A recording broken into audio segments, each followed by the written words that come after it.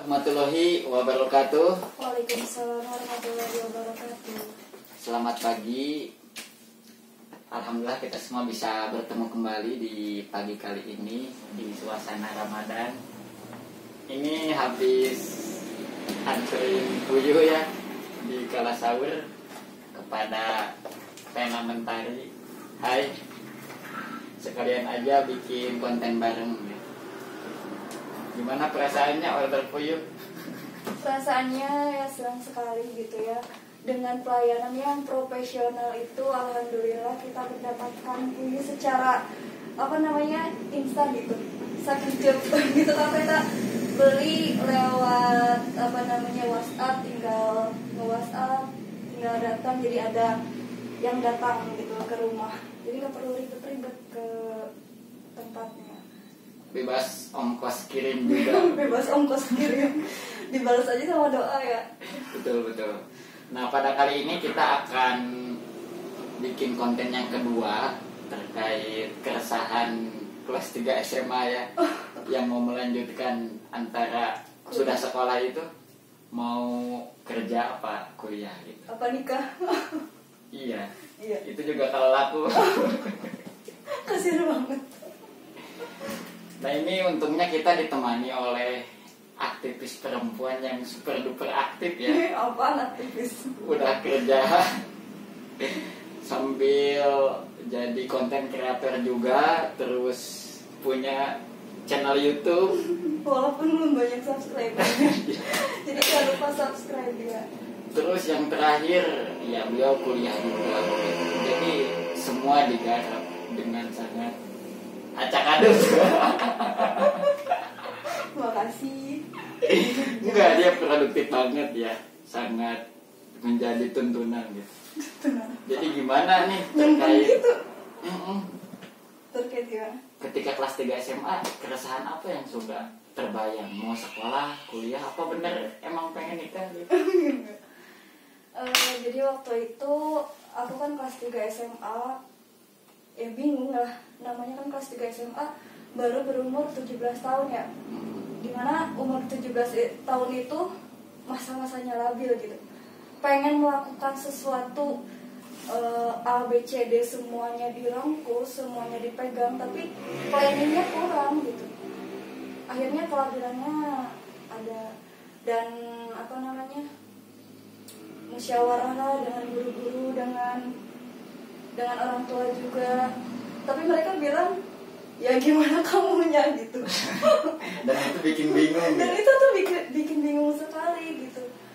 Dan awalnya aku yang milih kuliah. Aku pernah kuliah jurusan English Education Study Program. Dan di situ aku cuma bisanya yes or no doang.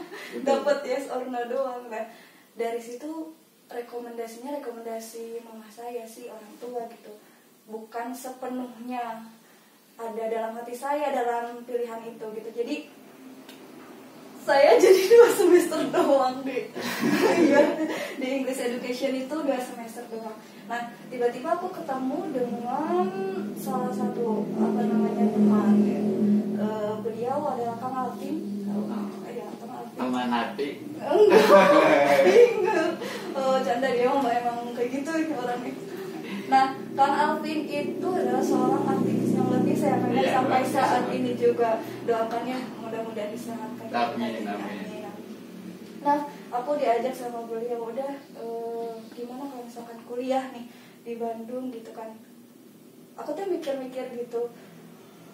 Satu sisi ya aku juga pengen kuliah, dan dorongan pengen kuliah di Bandung itu dan berhenti di English Education itu pengen jauh dari rumah sih sebenarnya.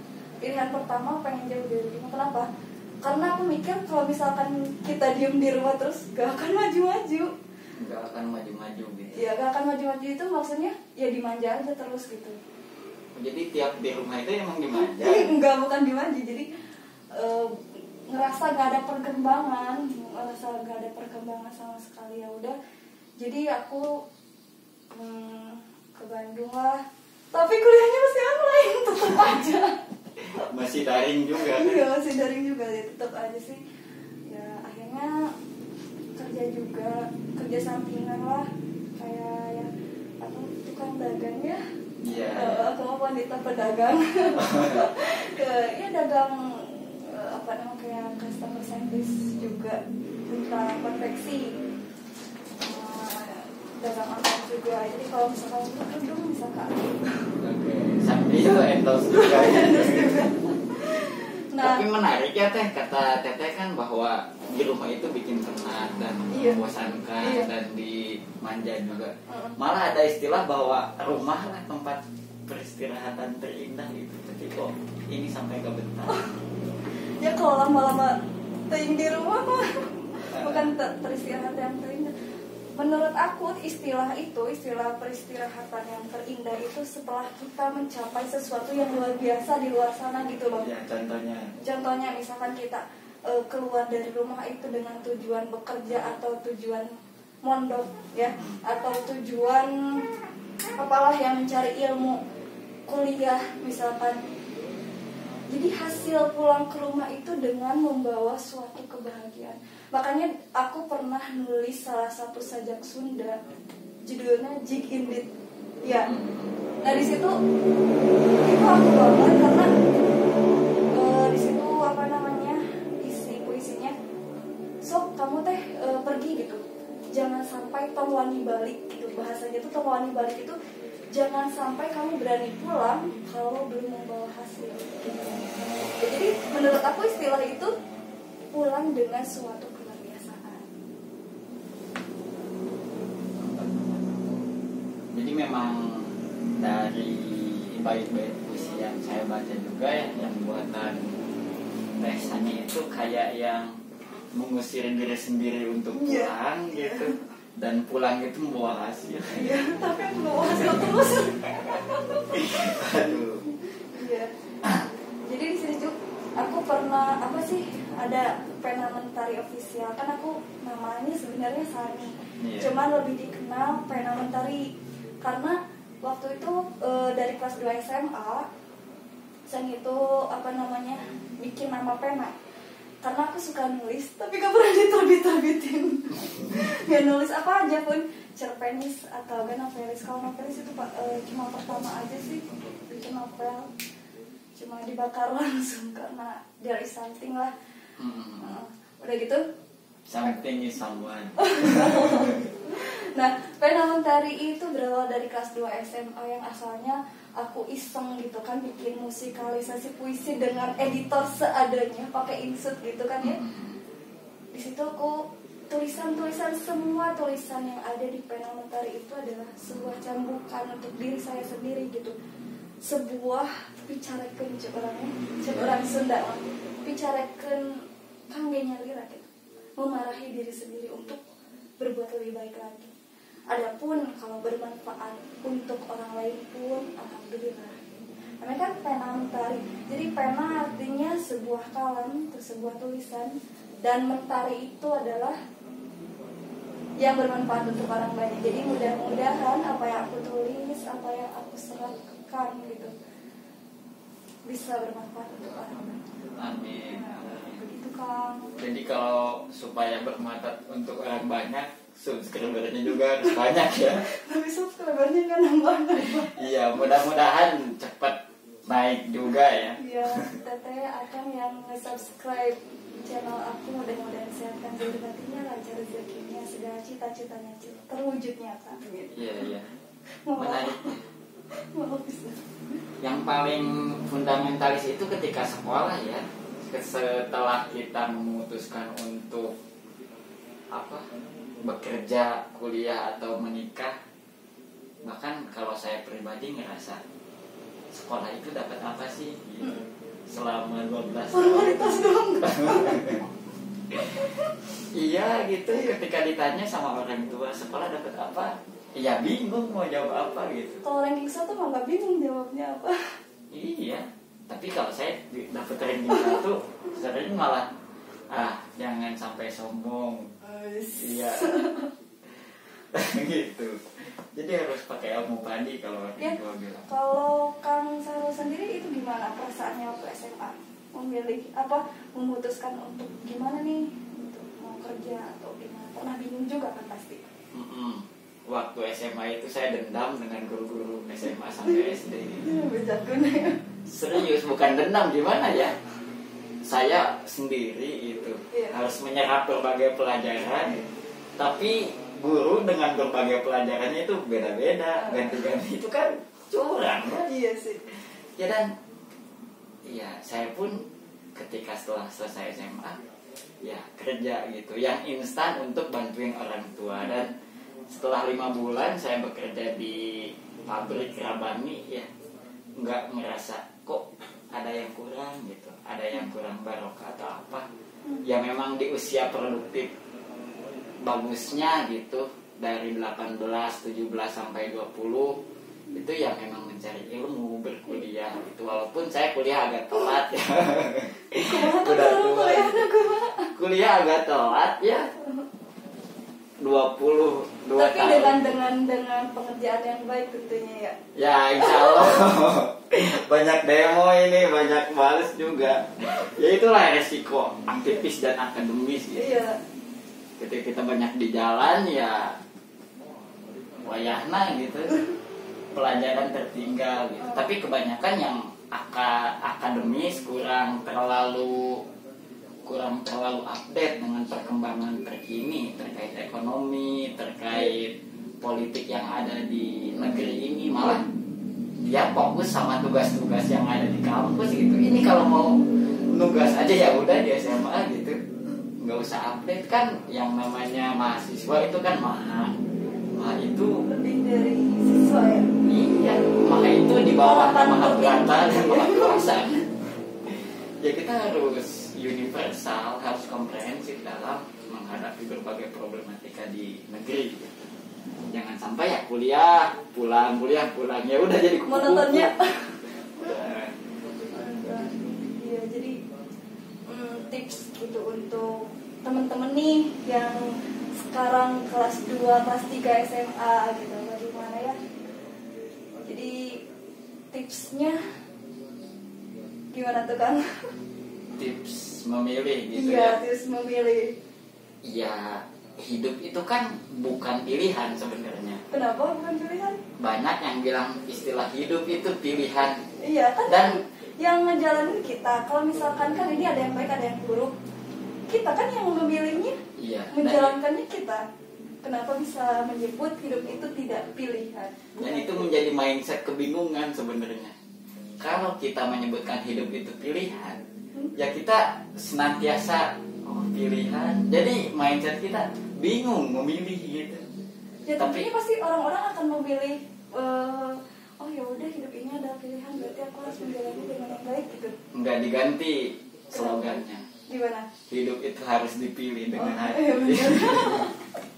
Kalau sudah dipilih dengan nurani, dengan kenyamanan, ya insya Allah begitu. Iya, dijalaninya juga ya. Menjalaninya dengan setulus hati, maksimal. Ya adapun terkait keresahan ketika kita selesai sekolah di SMA, ya kalau saya pribadi sih intuitif, ya mengikuti roda aturan yang telah ditetapkan oleh Tuhan. Cuman ya kita pun ngambil koridor dari kenyamanan kita. Contohnya saya pertama kerja, Iya. keinginan, tapi mondok juga di pesantren. Tapi setelah itu kuliah, dan itu nggak ada di skenario saya. Jadi intuitif aja, berjalan aja gitu. Dan yang paling penting, kalau menurut saya pribadi ya khususnya kalau dalam segi kualitas kita sebagai pelajar, bagusnya setelah sekolah itu ya berkuliah, apalagi sambil mondok di pesantren itu kan bisa jadi double juga. Apalagi di Al-Musoleh ya. Iya, double bayar soalnya itu di pondok saya, ayo kita mondok. Ayo kita mondok ya. Ya, itu kan khusus mahasiswa juga di sana.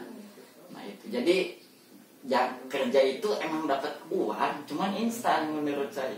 Tapi Instan gimana nih maksudnya? Maksudnya instan itu dapat uang, cuman nggak permanen gitu, nggak melekat. Jadi kayak ada ngerasa kurang gitu hidupnya. Iya iya. Sedangkan kehidupan itu terlalu luas kalau dibandingin gaji pekerja buruh contohnya. Ibu bapak saya buruh juga. Ya cuman sering ngeluh gitu, tapi nggak menutup kemungkinan banyak buruh juga yang bisa nyisihkan gitu. Tapi ya kalau menurut saya pribadi lebih baik kenapa sih nggak mencoba berwirausaha gitu sambil kuliah sambil mesantren juga. Itu kan lebih dapat semuanya. Cuman bagaimana saja kita bisa mengatur tempo juga skala prioritas kita ketika kuliah, ketika mondok atau ketika lagi mengatur bisnis kayak Tesani ini ya. Iya. Iya benar gitu. Dan menurut aku mumpung nih kalau misalkan masih kelas 2 SMA, masih kelas 3 SMA, nanti setelah lulus bener-bener gitu apa yang mau, misalkan kalau misalkan kuliah nih bener-bener nih kamu stylenya, skillnya di jurusan apa. Jangan kayak aku nanti kayak aku waktu dulu gitu. Waktu itu kan aku menjalaninya setengah hati, akhirnya aku putus di tengah jalan. Karena kalau bagaimanapun kalau kita menjalaninya dengan setengah hati itu nggak ini ya, nggak jodoh sama kuliah.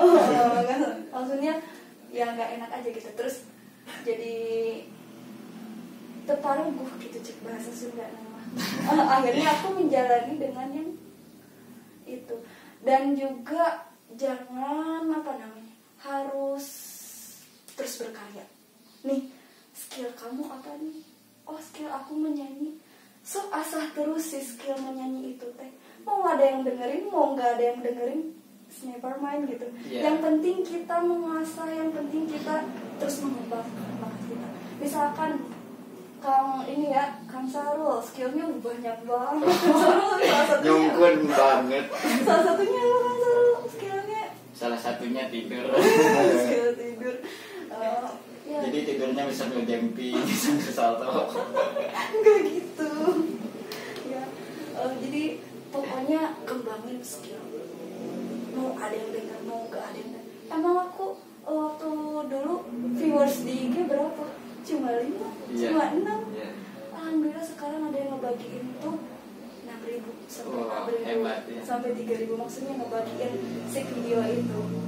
Walaupun kita semua tahu di dunia ini gak ada semuanya yang pro atau semuanya kontra, gak ada ya. Jadi macam-macam pasti ada aja yang pro sama yang kontra. Jangan jangan kita terfokus sama yang kontra itu.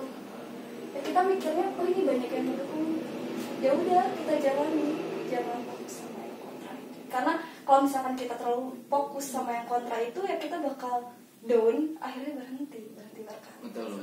Itu ya Kang ya. Jadi memang sepakat sekali ya ketika beres SMA itu kita harus mengetahui jati diri sendiri terkait skill. Betul. Ya pada intinya kita harus punya kompetensi begitu. Apa sih keinginan kita dalam kemampuan kita menjalani hidup gitu. Contoh bisa nyanyi, tadi bisa bikin puisi kayak Tesani ya. Aku nggak bisa bikin puisi. Iya. Jadi bikin orang-orang itu menggulang gitu. Apa maksudnya? Iya. Nah itu kompetensi dan juga supaya kita senantiasa bisa berkompetisi. Karena hidup kan pastabikul khairat gitu. Berlomba dalam kebaikan. Kalau kita hanya rebahan, apa yang bisa kita dapatkan? Kayak Sarul ya. Iya. Tapi insya Allah rebahanku produktif. Oh yes. Rebahannya banyak pemasukan ya. Betul. Jadi apa ya? Rebahan aku sih nggak aku niatkan bahwa rebahan yang produktif gitu. Jadi aku hanya bisa menikmati setelah apa yang aku kerjakan di pondok baik itu. Aku dulu sampai ripuh banget gitu loh. Ripuh banget. Kenapa? Iya, dulu sempat hampir setahun ya aku nggak tidur, bangun jam 3 bahkan sampai sholat tahajud, baca Quran, dan sampai aku hafalan itu dihafal semua dan itu melekat gitu di otak, di brain mind aku gitu. Jadi ketika emang aku bisa seperti ini itu nggak langsung rebahan gitu loh. Dulu aku sempat susah juga gitu. Pasti ya. Iya. Jadi nggak instan segala sesuatu. Dan juga harus istiqomah gitu. Istiqomah itu yang kadang susah tuh buat istiqomah ya kan ya. Kayak istiqomah mesti lupa. Iya bener, kayak istiqomah aku seminggu sekali mau update tentang karya ini nih. Omdo Gak jadi lagi. Jadi kita kayak bohongin diri sendiri gitu. Jadi istiqomah itu gimana sih tipsnya? Paksakan. Iya.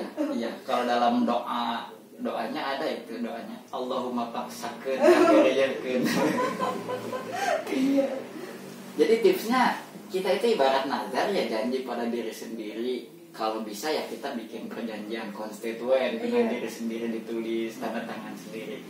Kalau kita liatin malu loh. Kita kan udah bikin perjanjian sehari mau menghafal segini, sehari mau nulis segini, tapi ya ujung-ujungnya nggak menghafal gitu. Gak ada yang gak ada yang di checklist ternyata pas dilihat lagi. Gak ada pencapaian hari ini. Nggak ada. Dan apapun gitu kedudukan teman-teman, apapun kedudukan kita, saya pengen ingetin lagi, gak akan kita berhasil, gak akan kita sukses, gak akan kita dikenal orang kalau misalkan kitanya gak ibadah ya gak. Betul. Kalau misalkan kita sukses, kita berkedudukan tinggi tanpa kita ibadah, tanpa kita doa, berarti namanya panyungkun ti Gusti ya. Iya, istidroj. Kalau misalkan kita merasa sukses, merasa hebat, tapi tanpa kita beribadah, tanpa kita berdoa, berarti ya itu menurut aku sia-sia. Jadi yang pertama itu ya sebenarnya berdoa ya, religiusnya dulu sebenarnya. Baru tahapan planning untuk dunia gitu. Betul. Gitu ya kan ya? Oke, itu saja yang bisa disampaikan. Kalau ada pertanyaan atau masukan Boleh silakan teteh apa kamu ditulis ya di kolom komentar. Ramain mangga. Ya, itu saja. Sekian dari Kersa Keramat Sahur. Iya. Terima kasih. Mohon maaf apabila banyak salah-salah kata ya, banyak banget. Banyak banget. Keceletot. Salah orangnya. Itu saja ya. Tutup aja. Wassalamualaikum warahmatullahi wabarakatuh.